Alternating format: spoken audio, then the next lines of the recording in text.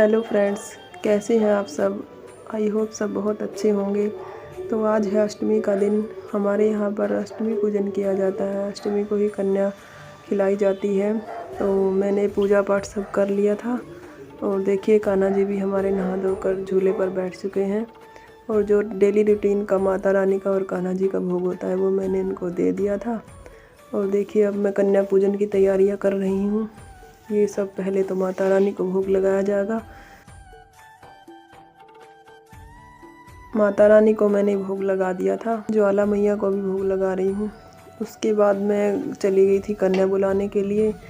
कन्या बुलाने में इतना टाइम लगा कि मुझे वहाँ पर 1 घंटा रुकना पड़ा, फिर जाके कहीं कन्या मिली। देखिए कन्याएं भोजन कर रही हैं। मैं हमेशा कन्याओं को बुलाने के बाद ही उनको गरम गरम पूरियाँ बना कर देती हूँ।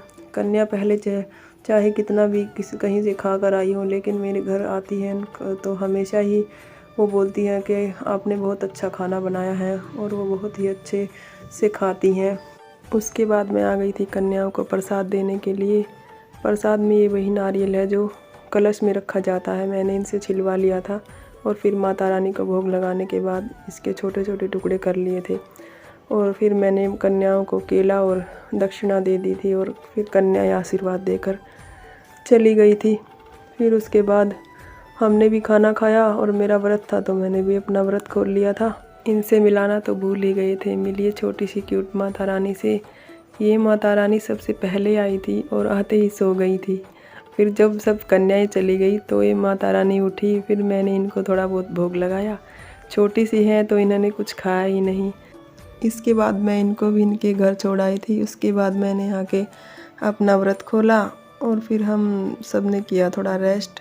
फिर शाम हो गई। शाम को मैंने बनाई चाय, और फिर चाय पीने के बाद मैं करने लगी रात के खाने की तैयारी। और बच्चे चले गए थे पार्क में। खाने में भी मैंने बनाई थी सीताफल की सब्जी और सिंपल रायता बनाया था। The next day. ये है नवमी का दिन। हमारे यहाँ पर कन्या पूजन तो अष्टमी को ही कर लिया था हमने, लेकिन माता रानी को भोग तो हमारे यहाँ पर 9 दिन तक लगता ही है। देखिए मैंने माता रानी के भोग के लिए खीर बनाई थी। और देखिए लड्डू गोपाल जी भी हमारे नहा धोकर बैठ चुके हैं, और भोग लगा दिया है मैंने इनको। माता रानी सबके जीवन में सुख समृद्धि और खुशहाली बनाए रखे, इसी कामना के साथ मिलते हैं नेक्स्ट व्लॉग में। तब तक के लिए जय माता दी। राधे राधे।